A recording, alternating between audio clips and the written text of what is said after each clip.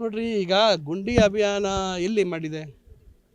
ಎಲ್ಲಿ ಗುಂಡಿ ಅಭಿಯಾನ ಮಾಡಿದೆ? ಈಗ ಅಂದರೆ ಬಿ ಜೆ ಪಿ ಆಡಳಿತ ಇದ್ದಾಗ ಗುಂಡಿಗಳಿರಲಿಲ್ವಾ? ಇವತ್ತು ಚಿಂತಾಮಣಿಯಲ್ಲಿ 10 ವರ್ಷಗಳಿಂದ ಎಷ್ಟು ರಸ್ತೆಗಳಾಗಿದೆ, ಎಷ್ಟು ಕಿಲೋಮೀಟರ್ ರಸ್ತೆ ಆಗಿದೆ ಅಂತ ಒಂದು ಪಟ್ಟಿ ತಗೊಳ್ಳಿ. ಅಂದರೆ ಅವಾಗೇನು ಇವೆಲ್ಲ ರಸ್ತೆಗಳು ಈಗ 2 ವರ್ಷದಲ್ಲಿ ಗುಂಡಿ ಆಗಿರೋದಾ? ರಸ್ತೆಗಳಾಗಿಲ್ಲ ರೀ. ಅವಾಗೆಲ್ಲ ನಾವು ರಸ್ತೆ ಹಿಂದೆ ಭಾಳಷ್ಟು ಮಾಡಿಸಿದ್ದೆ, ಕೆಲವು ಉಳಿದೋಗಿತ್ತು. ಆ ರಸ್ತೆಗಳು ಕೂಡ 10 ವರ್ಷದಲ್ಲಿ ಮಾಡಿಲ್ವಲ್ಲ. ಈಗ ನಿರಂತರವಾಗಿ ರಸ್ತೆ ಅಂತಕ್ಕಂಥದ್ದು ನಾನಾ ಕಾರಣಗಳಿದ್ದಾವೆ. ಇವತ್ತು ಒಳ್ಳೆ ರಸ್ತೆ ಆಗಿದೆ, ನೀವು ಅಲ್ಲಿ ನೋಡ್ಕೊಂಬನ್ನಿ, ಇಲ್ಲಿ ಮುಂದೆ ನೋಡಿ, ಊರಲ್ಲಿ ಪೈಪ್ ಹಾಕಕ್ಕೆ ಅಗ್ದಾಕಿದ್ದಾರೆ. ಯಾರು ಜವಾಬ್ದಾರಿ ಇವತ್ತು?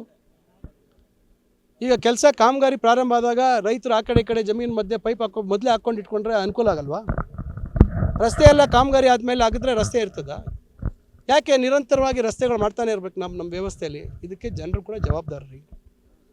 ಒಂದು ಗುಣಮಟ್ಟ ಭಾಳ ಮುಖ್ಯ, ಇನ್ನೊಂದು ಜನರು ಕೂಡ ರಸ್ತೆಯ ಕಾಮಗಾರಿ ಆದಮೇಲೆ ನಿರ್ಭಯವಾಗಿ ಅಧಿಕಾರಿಗಳು ಹತ್ರ ಅನುಮತಿ ತೊಗೊಂಡು ರಸ್ತೆ ಆಗಿಬೇಕು. ಯಾರು ಅನುಮತಿ ಪಡೆಯೋಂಗಿಲ್ಲ, JCB ಸಿಗುತ್ತೆ ಸುಲಭವಾಗಿ ಅಂತೇಳಿ ತೆಗೆದು ದೊಡ್ಡ ಬಕೆಟ್ ಹಾಕ್ಬಿಟ್ಟು ಎಳೆದಾಕ್ಬಿಟ್ರೆ ರೋಡ್ನ.